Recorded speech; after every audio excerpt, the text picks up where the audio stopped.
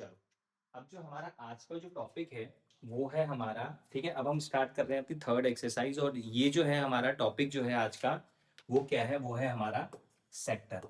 ठीक है। तो आज हम बेसिकली क्या पढ़ने वाले हैं, आज हम पढ़ेंगे सेक्टर के बारे में। और ये एक्चुअल में क्या होता है, ये होता एक सर्कल का पार्ट है। तो सबसे पहले समझते हैं कि हमने स्टार्टिंग कहाँ से करनी है। देखो, हम जब बात करेंगे सेक्टर की, तो उससे पहले हम समझेंगे सर्कल को। ठीक। अब अगर हम बात करते हैं सर्कल की, तो सर्कल में हमारे पास कई सारी चीजें हैं। जैसे ये जो सर्कल है, ये सर्कल सबसे पहले फॉर्म कैसे होता है।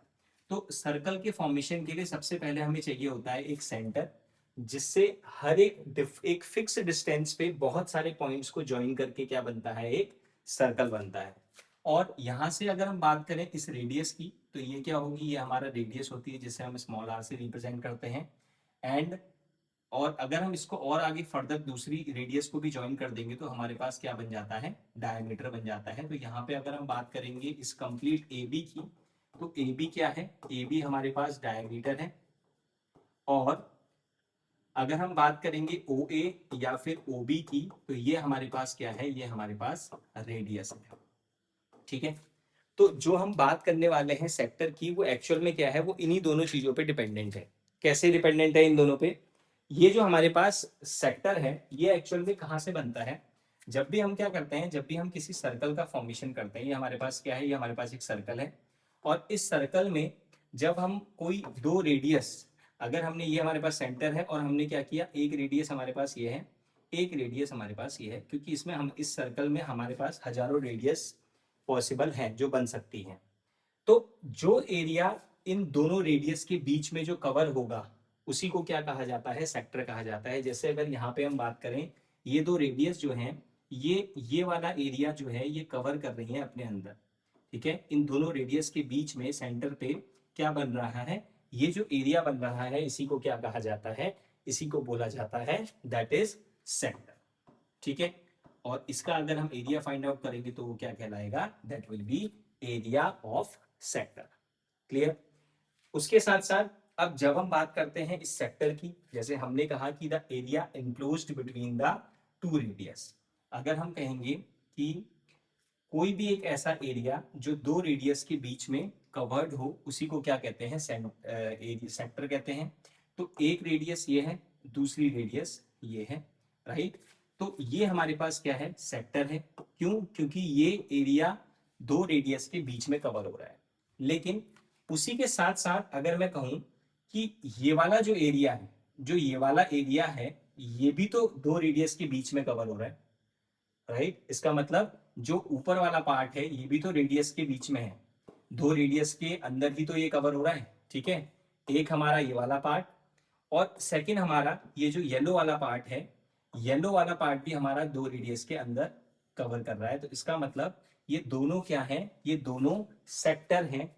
बट यहाँ पे एक सेक्टर छोटा है और ये एक सेक्टर बड़ा है। तो जो छोटा वाला सेक्टर है, येलो वाला, इसको कहा जाएगा माइनर सेक्टर। और जो बड़ा वाला सेक्टर है, इसे कहा जाएगा मेजर सेक्टर।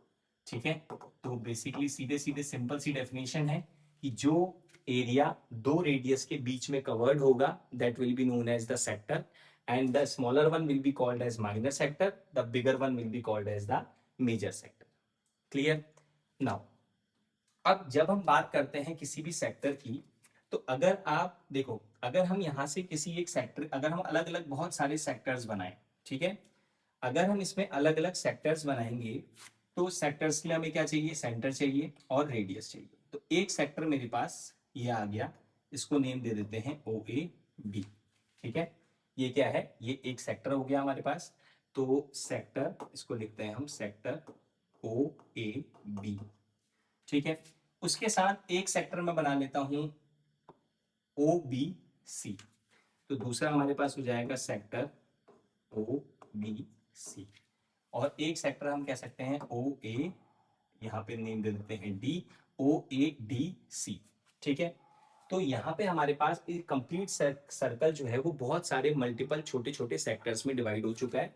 और अगर हम इनको डिवाइड, जब हमने इन सेक्टर्स को डिवाइड किया, तो यहाँ से हमें ये देखने को मिल रहा है कि अगर मैं इन 3 सेक्टर, अगर हम इसे फर्स्ट सेक्टर नेम दें, इसको सेकंड नेम दें और इसको थर्ड सेक्टर का नेम दें, तो आप देखो कि यहाँ पे जो फर्स्ट सेक्टर है वो सबसे छोटा है, सेक्टर 1 जो है वो सबसे छोटा है, देन जो सेक्टर 2 है वो उससे बड़ा है, एंड एट लास्ट जो सेक्टर 3 है वो सबसे बड़ा है आउट ऑफ द ऑल 3। अब ये एक्चुअल में छोटा और बड़ा क्या है ये तो हमें इजीली दिख रहा है, बट इसके साथ साथ हम ये भी देख सकते हैं कि इनके बीच में जो एंगल बन रहा है वो भी क्या है, जैसे जैसे हमारा सेक्टर बड़ा हो रहा है वैसे वैसे हमारा एंगल भी इंक्रीज कर रहा है। दैट मीन्स सेक्टर 1 जो है उसका एंगल सबसे छोटा है सेंटर पे, सेक्टर 2 उसका एंगल थोड़ा बड़ा है सेक्टर 1 से, और सेक्टर 3 जो है उसका एंगल सबसे बड़ा है compare to all the 3 sectors. तो यहां से हमें ये समझ में आया कि जो सेक्टर का एंगल होता है, तो angle formed at center, angle formed at center will describe which sector will be bigger, which sector will be bigger or small। तो अगर हमारा सेंटर का एंगल बड़ा है दैट मीन्स कि सेक्टर बड़ा होगा, और अगर एंगल छोटा है तो सेक्टर जो होगा वो क्या होगा, वो बेसिकली हमारा सेक्टर छोटा होगा, राइट। तो ये हम कहाँ पे इसका हम अगर रियल लाइफ एप्लीकेशन देखें या हम कहाँ इसको देख सकते हैं, तो उसके लिए हमारे पास सिंपल सा एक जो हमारे पास एग्जाम्पल है, बेस्ट एग्जाम्पल जो है हमारे पास वो है हमारे पास पिज्जा स्लाइसेस। ठीक है, हम लोग जब पिज्जा स्लाइसेस जब हम करते हैं तो आपने देखा होगा इस टाइप से वो डिवाइडेड होते हैं, राइट। तो जब वो इस टाइप से डिवाइडेड होते हैं दैट मीन्स वो क्या कर रहे हैं, they are making the complete pizza is making multiple slices, multiple sectors of this pizza, right. तो ये जो कंप्लीट पिज्जा था ये क्या था, ये बहुत सारे सेक्टर्स में डिवाइडेड था। अब अगर हम यहाँ से क्या करें, अभी यहाँ पे इफ यू विल सी तो देखो इन सब के बीच में बहुत छोटे छोटे एंगल्स बन रहे हैं, ठीक है। तो इसका मतलब जब छोटे एंगल्स हैं तो सेक्टर्स भी क्या है, बहुत सारे बनेंगे। बट वहीं पे अगर हम क्या करेंगे, वहीं पे अगर हम बात करें, अगर हम अगर हम एक नॉर्मल पिज्जा पे अगर हम सिर्फ और सिर्फ 4 स्लाइसेस कर दें, ठीक है, अगर हम इसके सिर्फ और सिर्फ 4 स्लाइसेस कर दें तो ये क्या कहलाएगा, देखो इसमें हमारे पास जो एंगल है सेंटर पे वो डिफरेंट है, ठीक है। आप देखो यहाँ पे जो एंगल फॉर्म हो रहा है वो कितना हो रहा है, वो 90 डिग्री का एंगल फॉर्म हो रहा है, और सारे स्लाइसेस जो हैं वो बड़े हैं compare to the first one. इस वाले फिगर में जो सेक्टर्स हैं उनके एंगल छोटे हैं इसलिए स्लाइसेस बहुत ज्यादा हैं, बट यहाँ पे स्लाइसेस जो है वो बड़े हैं और स्लाइसेस जो है वो कम हो गए हैं। क्यों? क्योंकि जो सेंटर पे जो एंगल फॉर्म कर रहा है सेक्टर वो क्या है, वो बढ़ गया है। यहाँ पे एक्यूट एंगल है लेस देन 90, बट यहाँ पे आप देखोगे यहाँ पे क्या है 90 डिग्री का एंगल फॉर्म हो रहा है। और कोई भी सेक्टर जब 90 डिग्री का एंगल फॉर्म करता है सेंटर पे तो ऐसे सेक्टर को क्या बोला जाता है, इसको नाम दिया जाता है क्वाड्रेंट। तो that means one complete circle is divided into 4 quadrants, first, second, third and fourth।